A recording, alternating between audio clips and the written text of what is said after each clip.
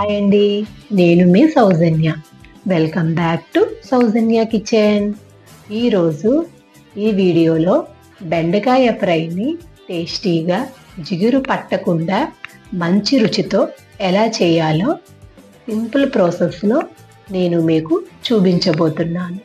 ఈ బెండకాయ ఫ్రైలో మసాలాలు వేయకుండా నేచురల్ బెండకాయ ఫ్లేవర్ టేస్ట్తో కుక్ చేసుకొని తిన్నారంటే చాలా బాగుంటుంది.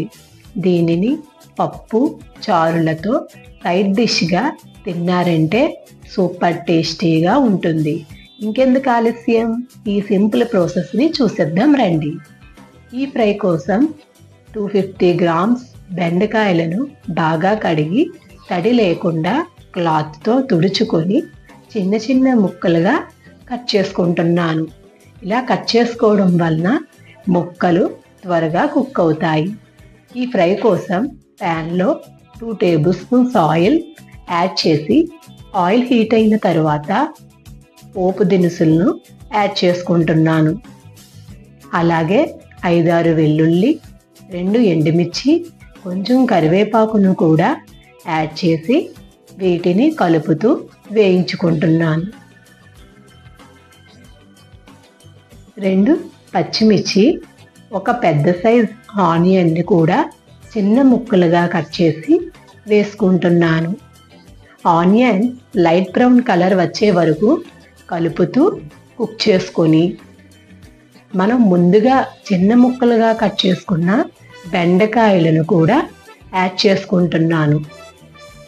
స్టవ్ను మీడియం ఫ్లేమ్లో పెట్టి ఒకసారి కలుపుకొని మూత పెట్టి 3 మినిట్స్ కుక్ చేసుకోవాలి.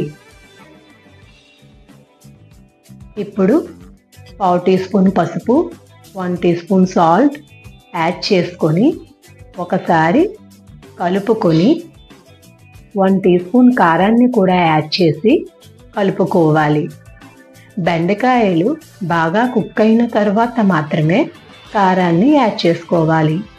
ముక్కలు కుక్ అవ్వకుండా కారాన్ని యాడ్ చేసినట్లయితే ఈ కారం ప్యాన్కి పట్టుకుంటుంది.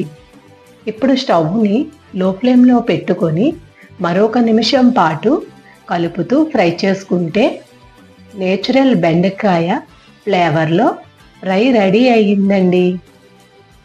ఈ బెండకాయ ఫ్రై నేను చేసిన ప్రాసెస్లో ఒకసారి ట్రై చేయండి.